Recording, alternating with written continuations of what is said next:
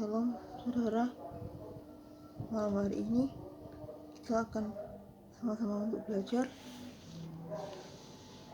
kebenaran firman Tuhan. Tema yang saya sampaikan adalah iman. Saudara tahu iman? Iya. Kita iman itu ini, buka aja Alkitabnya biar tahu. 2 Korintus pasal 5 ayat yang ke-7. 2 Korintus 5 ayat yang ke-7. Saya bacakan.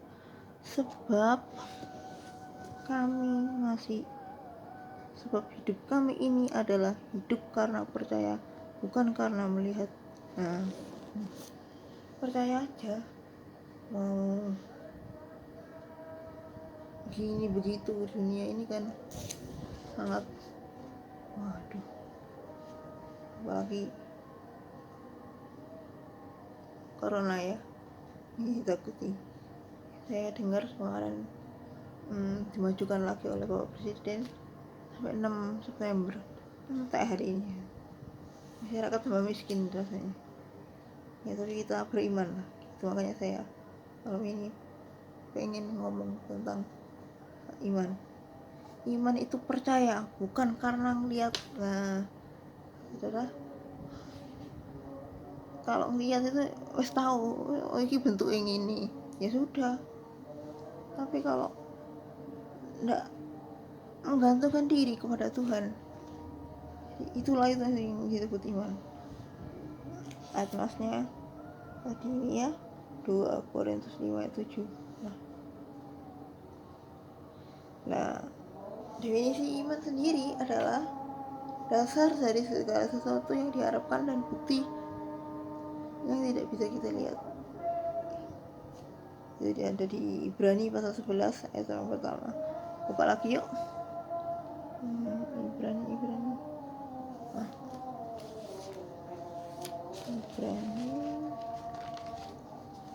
11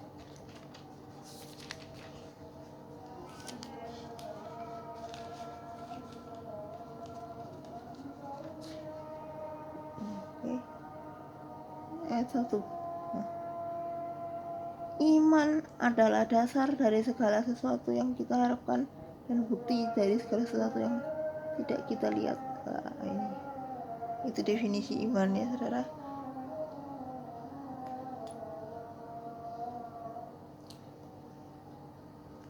Saya itu kemarin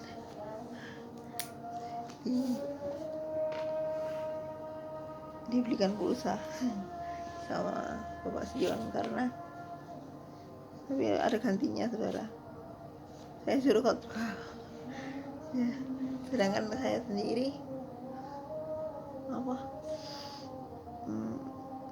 dia bilang sakit ya enggak, dia bilang enggak itu ya khawatir. Nah ini dia kurang beriman, ini contoh kurang beriman. Jangan ditiru ya saudara, jangan ditiru. Nah, kita mau lihat lagi nasihat agar dapat berjalan dengan iman.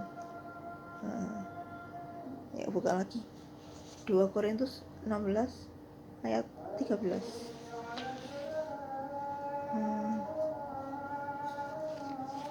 2 Korintus pasal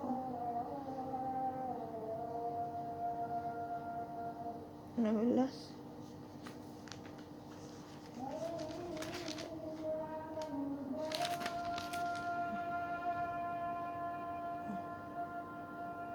1 Korintus 1 Korintus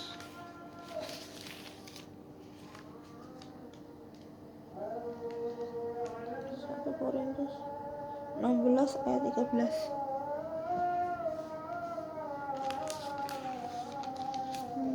16 ayat 13. Berjaga-jagalah, berdirilah teguh dalam iman, bersikaplah sebagai laki-laki dan tetap kuat.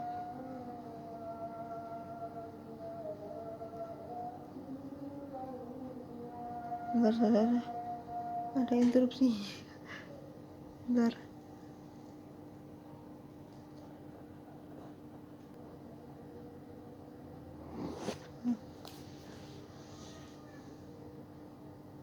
Iman itu sampai di mana sih?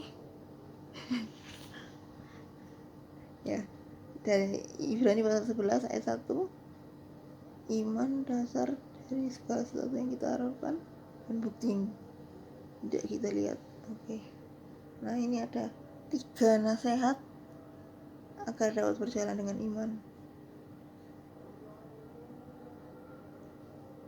Nomor pertama, harus berdiri teguh dalam iman. Kita buka di Korintus 16, 1 Korintus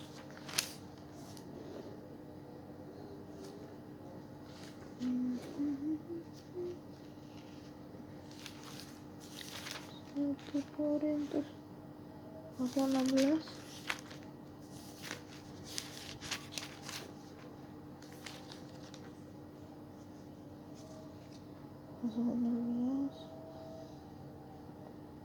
ayat 13.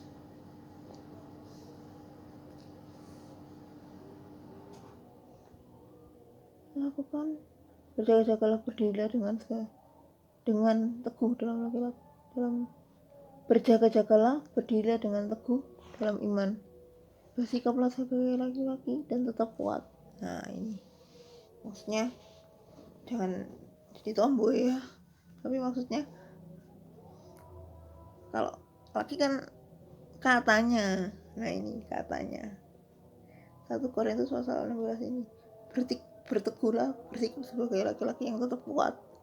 Tapi sebenarnya kalau mau dirunut ya, sesuai dengan pekerjaan saya dokter, kadang-kadang ini juga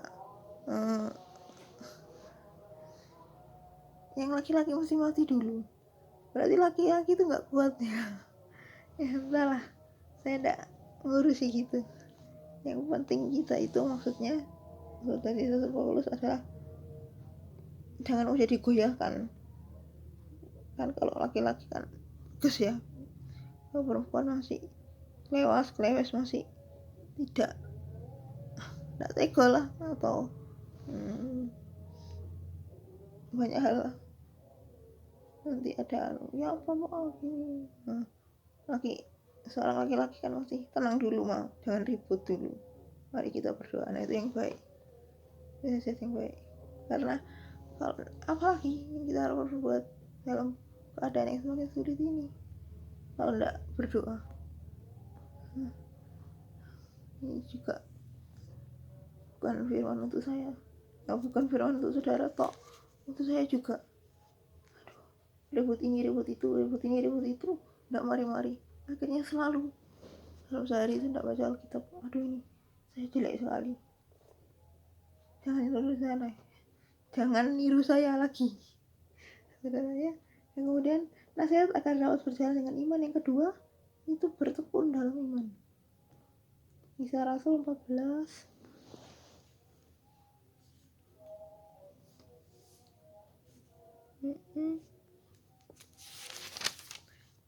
Kisah Rasul 14 ayat 22. Di tempat itu mereka menguatkan hati murid-murid dan menasehati mereka supaya mereka bertekun di dalam iman dan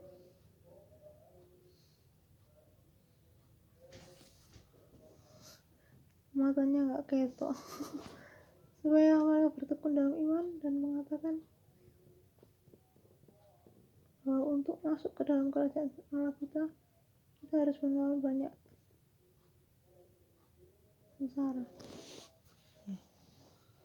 Bertekun itu kan sengsara ya, bertekun. Apalagi bagi saya yang tukang ngukuri embung, aduh, berat bagi saya. Tuhan pukul, saya tidak bisa, sakit ya, tidak bisa jalan. Nah itu ya, Tuhan itu sayang kepada kita. Kenapa? Karena Kamu nggak tahu di luar sana banyak sekali yang namanya penyakit corona. Sekarang kan ada lagi tipe D, lebih ganas. Ya kita berserah saja sama Tuhan, dan itu bertekunlah dari iman, karena tekun itu menghasilkan sesuatu. Apa kalau di rumah kalau sudah ndak mau ngapa-ngapain, paling pegang HP. Nah, lah iman saudara, mau hidup kekal kok emang pegang HP terus, enakan baca Alkitab. Itu yang penting, karena Alkitab ini saudara tahu Alkitab ini adalah Yesus sendiri, firman menjadi manusia. Ada di Yohanes 1 Yohanes ya. Saya tidak bahas tentang itu, saya bahas tentang iman. Nah, ini lagi nasihat agar dapat berjalan dengan iman, itu teguh dalam iman, tidak mau digeser. Nah, Kolose 1 ayat 23 kita cari lagi ya. Kolose mana ya?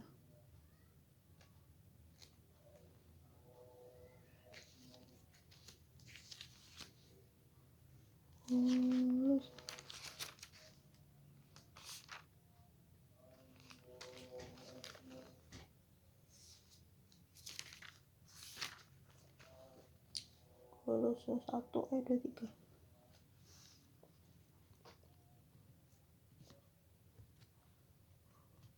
Sebab itu kamu harus bertekun dalam iman.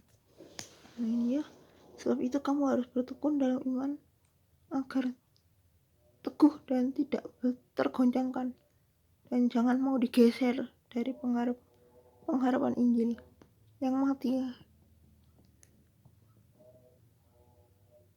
yang telah kamu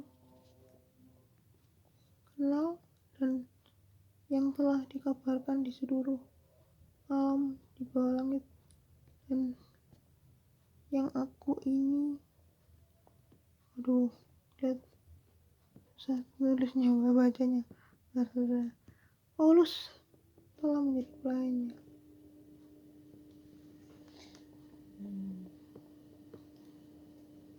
Kolose pasal 1 ada 3. Kita ulangi. Sebab itu kami harus bertekun dalam iman yang tetap teguh dan tidak tergoncangkan, dan jangan mau digeser dari pengharapan Injil yang telah kamu dengar dan yang telah dikabarkan di seluruh alam bawah langit, dan yang aku ini Filipus telah menjadi pelayannya. Filipus, Paulus telah menjadi pelayanannya. Ini saudara, angel. Jangan bilang angel dulu. Saya coba, kita nggak boleh give up, menyerah. Kalau orang gampang kesini aja duduk sendiri nggak ngapa-ngapain, itu jangan buang waktu saudara. Waktu itu berharga. Ada satu mengatakan, ada satu bukan ayat ya, seperti ungkapan yang mengatakan kalau daripada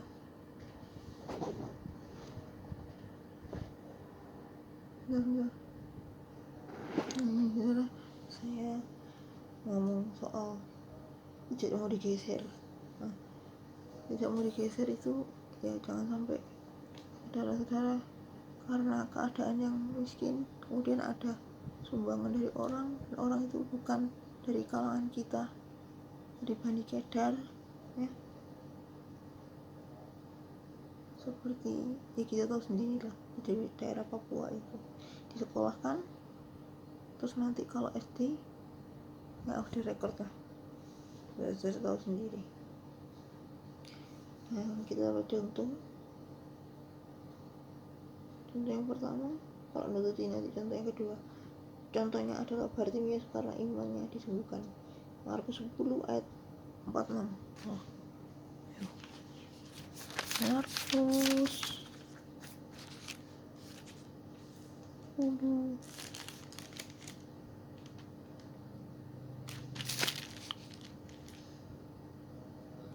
6.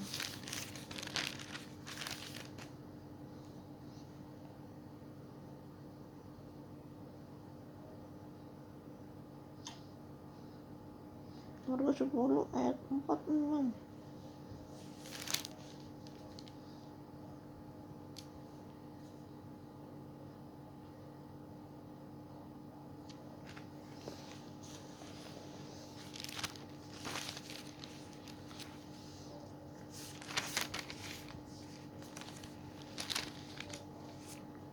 Markus 10 ayat 46.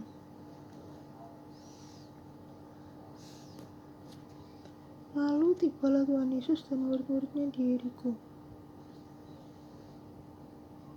Dan ketika Tuhan Yesus keluar dari Yeriko bersama-sama dengan murid-muridnya, dalam banyak yang berbondong-bondong, ada seorang yang pengemis yang buta bernama Bartimeus, anak Timeus, duduk di pinggir jalan. Ini Tuhan Yesus ketika menyembuhkan Bartimeus.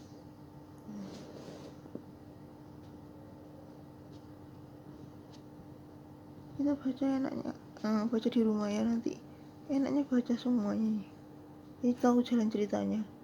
Atau saudara-saudara yang sudah tahu jalan ceritanya, mungkin bisa ngulang kiranya. Bartimeus itu buta, dan ketika didengar bahwa Tuhan Yesus orang Nazaret, mulailah ia berseru pada Tuhan Yesus, "Anak Daud, kasihanilah aku." Banyak orang menegurnya supaya dia diam. Jangan rame-rame. Nah, seperti itu ya kira-kira kalau orang sekarang. Namun demikian,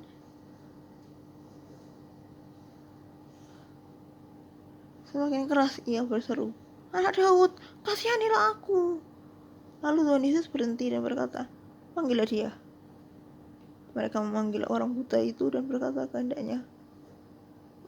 kepadanya, "Kuatkanlah hatimu, berdirilah.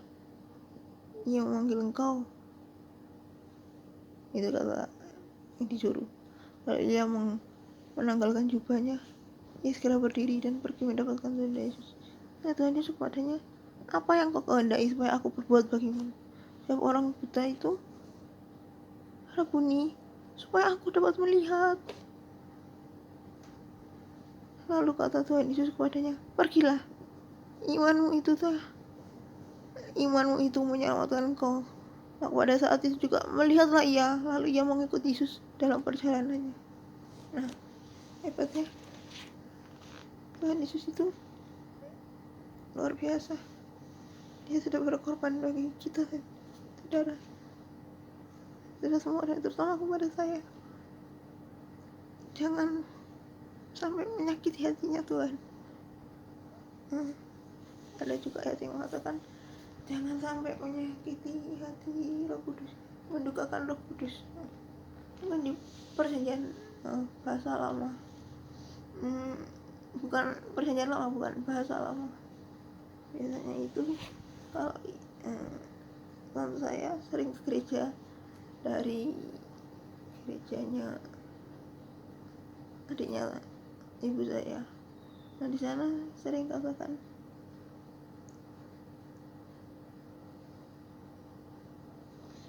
iman itu, dengan iman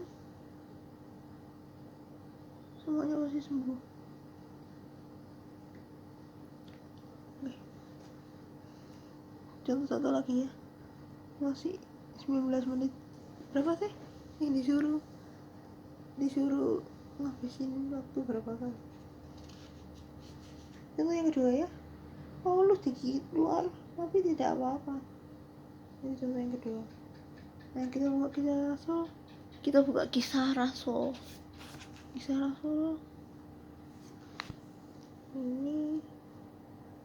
kisah Rasul 28 tentang Paulus yang digigit ular.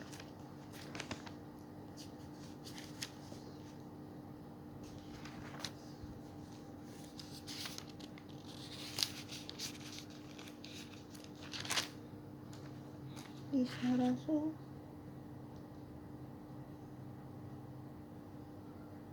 28, 3-5.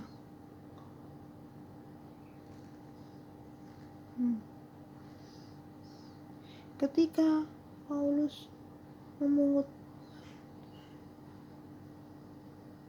seberkas ranting-ranting dan meletakkannya di atas api, keluarlah seekor ular bludak karena panasnya api itu, lalu menggigit tangannya. Ketika orang-orang melihat ular itu terpagut pada tangan Paulus, mereka berkata seorang kepada yang lain, orang ini pasti seorang pembunuh, sebab meskipun ia telah luput dari laut, ia tidak dibiarkan hidup oleh Dewi Keadilan. Nah, presiden baru itu sudah masuk, bukan Yahudi tapi sudah masuk ke Yunani, zaman Yunani dan zaman Romawi. Romawi yang menjajah ke Israel. Terus kalau yang Yunani itu saudara ada yang pernah tahu Allah yang tidak kami kenal? Ini persembahan buat Allah yang tidak kami kenal. Nah, itu kesempatan untuk masuk kita. Oke, saya rasa cukup ya, 20 menit.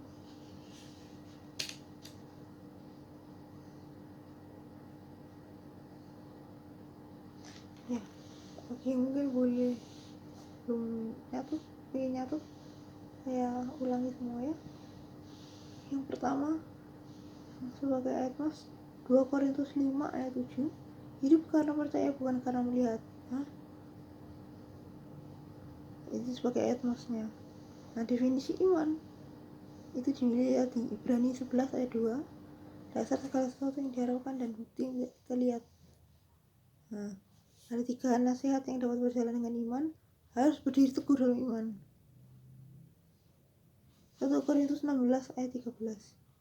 Kemudian bertekun dalam iman, hingga dilihat di Kisah Rasul 14 ayat 22. Dan yang ketiga, teguh dalam iman, jadi tidak mau digeser kemana-mana. Jangan karena sesuap nasi dan seonggok berlian lali lupa. Nah, itu yang soroh. Bartimius ya, sebagai contohnya adalah Bartimius yang semakin dilarang semakin dia teriak-teriak. Itu bagus, teguh, nggak mau, pokoknya saya harus dapat itu. Kadang saya seperti itu, tapi kadang-kadang memotong juga. Jangan tiru saya yang jelek. Kalau motong itu ya tanya ibu saja, saya saja.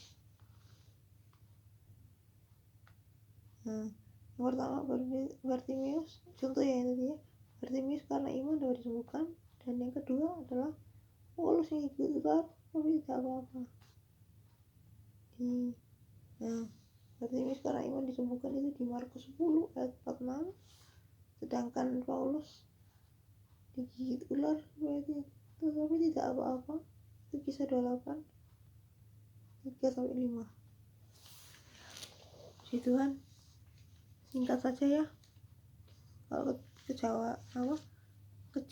kepanjangan nanti bosan.